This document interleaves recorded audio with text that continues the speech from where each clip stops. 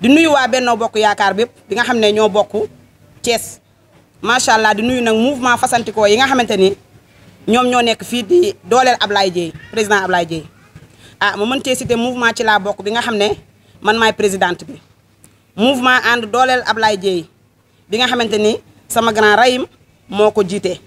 beneen mouvement boo tax xamit mouvement ànd dooleel Ablaye Dieye bu kër yaa Fatoumata Ndaw doomam Jana moo ngi toog sama wet mami macha allah moom it nu koy félicité ak ñi mu àndal ah di félicité di leen gërëm ci toogaay bi ñoom it mouvement AJAT ñu gën koo xam président bi ko jiite di Cheikh Tidiane sama frère dend ak man nii moom it ñu ngi leen di remercier bu baax a baax ci toogaay bi macha allah ah tey nag li waral suñu toogaay bi macha allah ñëpp xam nañ ko du leen lu ñu nattable Thiès Est yëpp ñu ngi fi Benno Bokk Yaakaar yëpp responsable yaa ngi fi toog ba ci waa réew mi am na ñu fi toog ndax dañoo bokk benn objectif bi li ko mooy le président Macky Sall ñuy sàkku ci moom di ko ñaan mu investir suñu président monsieur Ablaye Dieye fii ci Thiès Est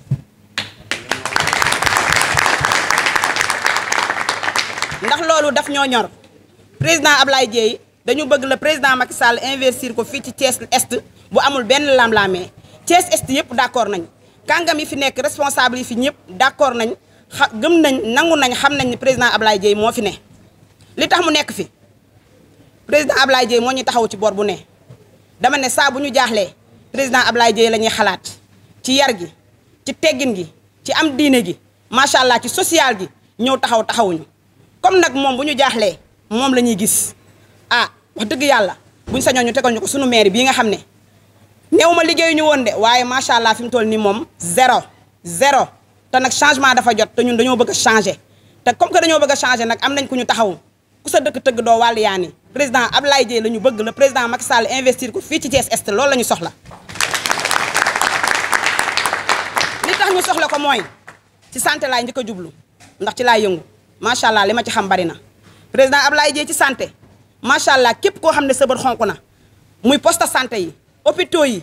case de santé yi ci case yi ci village yi sax dañ naan président Ablaye Dieye la ñuy woo ndax moo ci gaaw Ablaye ci masque yi ci pandémie bi ku ne gis na ko Ablaye ci gants yi Ablaye ci gel yi Ablaye ci médicaments yi toogul benn yoon ba ci parking bi nga xam ne moo nekk buntu hôpital régional nga xam ne kenn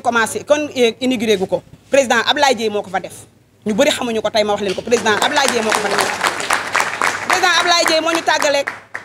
ñu tàggaleeg hôpital régional buntu bi fees dell ba nga xam ne kenn du am foo jaar ndax oto moo ñu tàggaleeg embouteillage bi am foofu macha allah ku ne gis na loolu ki amul laam-laamee kon kooku defe naa ne ci wàllu santé bi pour ma wax leen loolu rek poste de santé yi nga xam ne nag defar na leen biir Thiès kenn du ko nattable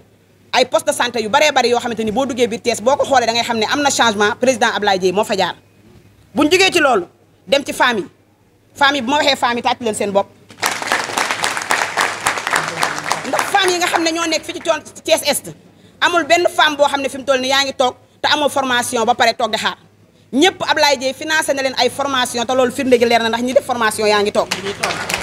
def nañ ay formation eau de javel savon huile de carotte teinture ay koko jinjeer fi mu ne ñoom ñëpp pare nañ formation yi mat na lépp grâce à président Ablaye Dieye kon yaakaar naa ne jigéen ñi amuñu fayam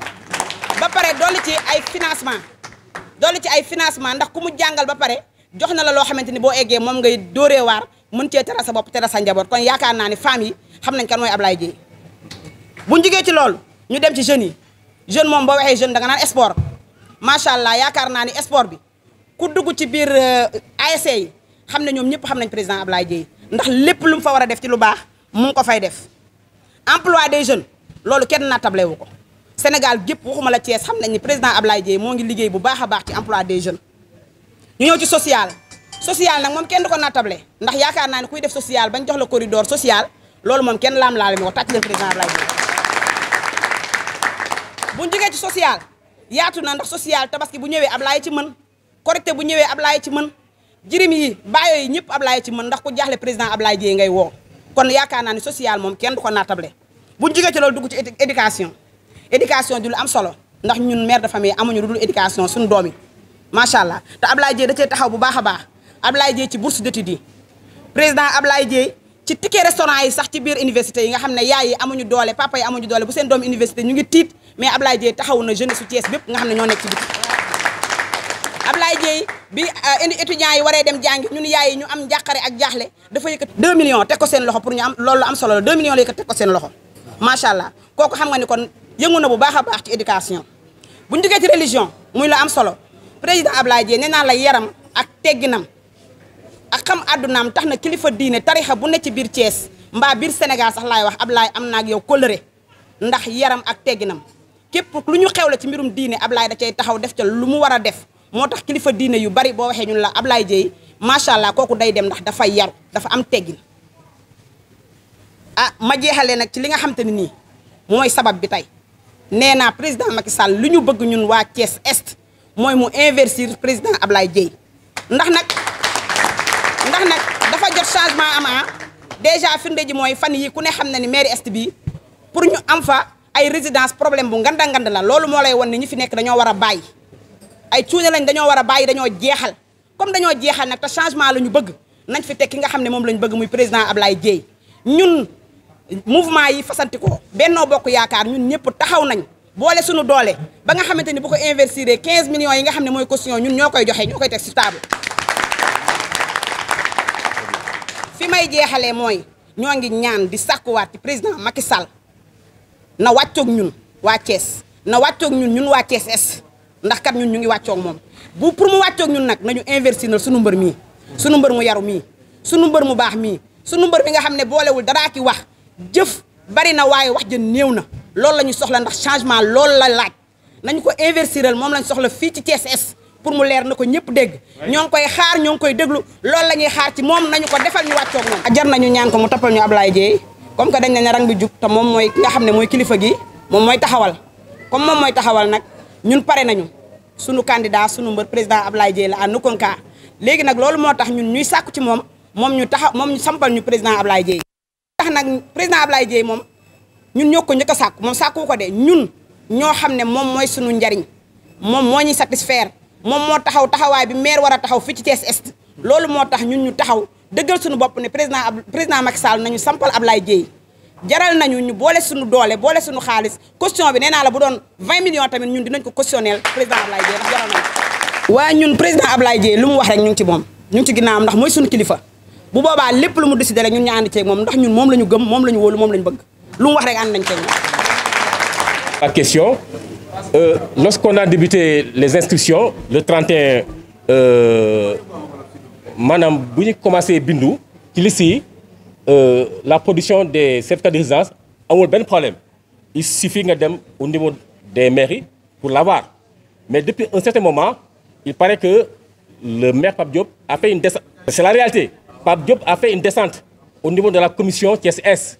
et c'est le lendemain qu'on a commencé à avoir des difficultés. Maintenant pour nga am certificat de résidence il faut faire un parcours de combattant, aller au niveau des chefs de quartier pour avoir, n'est-ce pas, l'attestation, ensuite aller à la mairie. Et foofu c'est pas évident nga am le certificat de résidence. Donc foofu ñu gis que ni y a une intention vraiment caractérisée du maire à saboter, n'est-ce pas, la délivrance des certificats de résidence.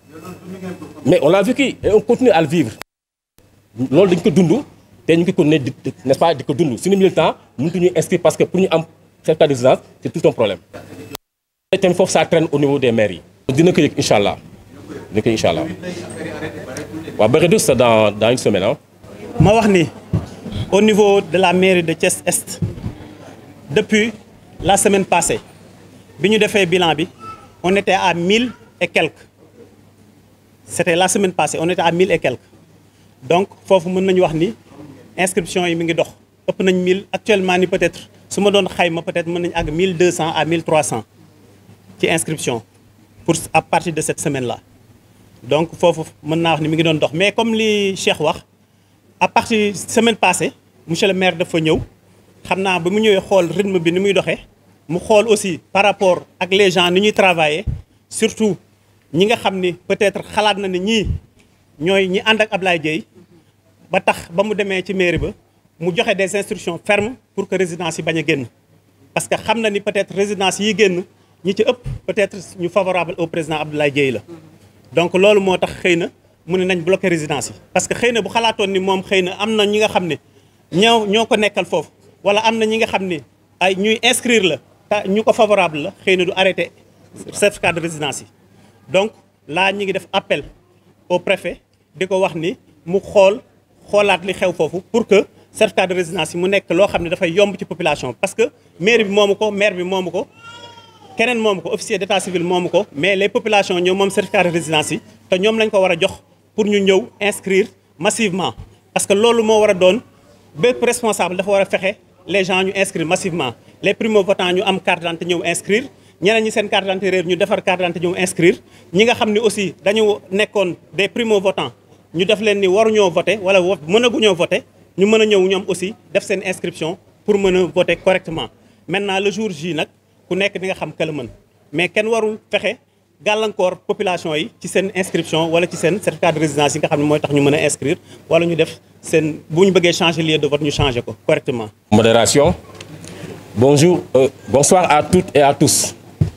Mesdames, Messieurs les journalistes, merci d'avoir accepté notre invitation à ce point de presse conjoint regroupant 3 entités politiques alliées au mouvement Siggi Jotna du président Abdoulaye Dièye. En effet, nous avons considéré que